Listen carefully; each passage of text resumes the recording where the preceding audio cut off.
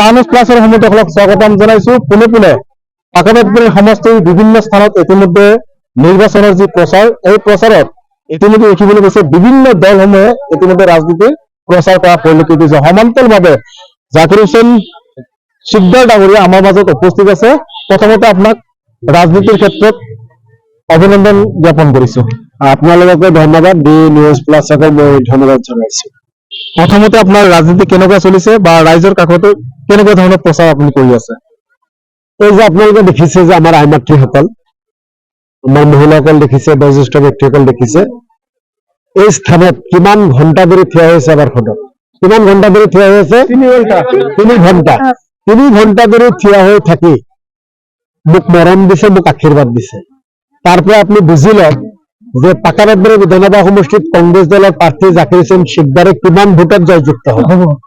আজি ৰাতিপুৱাৰ পৰা মই হাজিপাৰা আৰু গিলাজাৰী দুখন গাঁও পঞ্চায়তত ৰাইজৰ পদূলি পদূলি গৈ আছো, ৰাইজৰ ঘৰে ঘৰে গৈ আছো, আৰু সকলোতে ৰাস্তা ঘাটে বয়োজ্যেষ্ঠ ব্যক্তিসকল, আই মাতৃসকল, যুৱ বন্ধুসকল ওলাই আহিছে আৰু সকলোৱে এটা কথাই মোক কৈছে, চিন্তা নাই, আমাৰ কেন্দ্ৰত কোনোবাই কৈছে 80%, কোনোবাই কৈছে 90%, কোনোবাই কৈছে বেলেগে ভোটে নাপায়। এনেকৈ সঁহাৰি পাইছো। এই ৰাইজৰ যিটো সঁহাৰি, ৰাইজৰ যিটো আশীৰ্বাদ, ৰাইজৰ যিটো মোৰ প্ৰতি মৰম, নিশ্চিতভাৱে তাৰ পৰা বুজিব পাৰি যে এইবাৰ পাকাবাদবাৰী বিধানসভা সমষ্টি যেতিয়া ফলাফল ঘোষণা কৰিব, মই কমেও 1 লাখ ভোটত জয়যুক্ত হ'ম। পূৰ্বতে হেমন্ত বিশ্ব শৰ্মা বৰপেটালৈ আহিছিলে আৰু নিৰ্বাচনৰ প্ৰচাৰ কৰিবৰ কাৰণে বৰপেটাত বিভিন্ন ধৰণৰ মিয়া বিদ্যুৎ কিছু মন্তব্য আগবঢ়া পৰিলক্ষিত হৈছে। মিয়াৰ ৰাজহাড় ভাঙি দিয়া হ'ব, এই ধৰণৰ যি মন্তব্য আচলতে নিৰ্বাচনৰ যি প্ৰচাৰত এনেকুৱা ধৰণৰ মন্তব্য আচলতে ৰাজ্যখনত কটাই যোৱা পৰিলক্ষিত হৈছে। কি ক'ব? বিজেপিৰতো কোনো নিয়ম নীতি নাই। বিজেপি যিকোনো কথাই ক'লেও ইলেকশ্যন কমিশনৰ একো নকয়, কাৰণ ইলেকশ্যন কমিশনৰ নিৰ্বাচনী আয়োগ বিজেপিৰ কথা মতে উঠা বহা কৰে। গতিকে তেওঁলোকক আৰু ক'বলগীয়া কি আছে? আৰু আপুনি হিমন্ত বিশ্ব শৰ্মাই অহা 4 মেৰ পিছত আৰু মুখ্যমন্ত্ৰী হৈ নাথাকে। ৰঙা চকু আমাক দেখুৱাই লাভ নাই, তোৰ ক্ষমতা গুচি যাব। হিমন্ত বিশ্ব শৰ্মাক ক্ষমতাচ্যুত হ'ব অহা 4 মে তাৰিখে। গতিকে ক্ষমতা যোৱাৰ পিছত হিমন্ত বিশ্ব শৰ্মাই অসমীয়া জাতিক একো কৰিব নোৱাৰে, কোনো মানুহক একো কৰিব নোৱাৰে।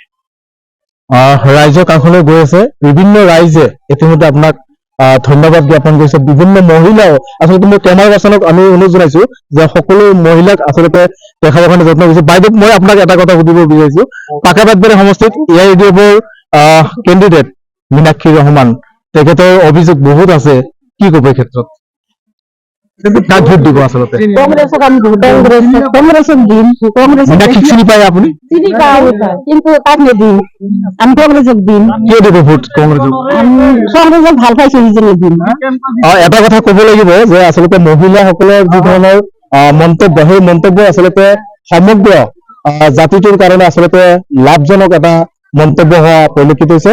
মীনাক্ষী ৰহমানৰ যি পূৰ্বে যি অভিযোগ, সেই অভিযোগ যিবিলাক আমি চাবলৈ যাওঁ, বহুত অভিযোগ উত্থাপন আহিছে ছচিয়েল মিডিয়াত, বিভিন্ন ধৰণৰ মন্তব্য কৰা পৰিলক্ষিত হৈছে। দাদা, প্ৰথমতে আৰু এটা কথা আপোনাক সুধিব বিচাৰিছো, সমষ্টি দীঘলীয়া, বিভিন্ন স্থানত আপুনি যাবলৈ পোৱা নাই, ৰাইজক কি আহ্বান জনাব এই ক্ষেত্ৰত? ৰাইজক এটা আহ্বান জনাও, মোৰতো মন আছে প্ৰতিটো ঘৰত যাবলৈ, প্ৰতিজন ব্যক্তিক সাক্ষাৎ কৰি আশীৰ্বাদ ল'বলৈ, ভোট বিচাৰিবলৈ, প্ৰতিজন মানুহৰ কাষত যোৱাৰ মোৰ মন আছে। কিন্তু 2,75,000 ওপৰৰ ভোট আছে। প্ৰতিটো ঘৰত যাবলৈ, প্ৰতিজন ব্যক্তিক সাক্ষাৎ কৰি আশীৰ্বাদ ল'বলৈ, ভোট বিচাৰিবলৈ, প্ৰতিজন মানুহৰ কাষত যোৱাৰ মোৰ মন আছে। কিন্তু 2,75,000 ওপৰৰ ভোট। বিৰোধী মিত্ৰজোঁট যিটো কংগ্ৰেছ দলৰ নেতৃত্বত 80+ আসন লৈ চৰকাৰ গঠন কৰিব।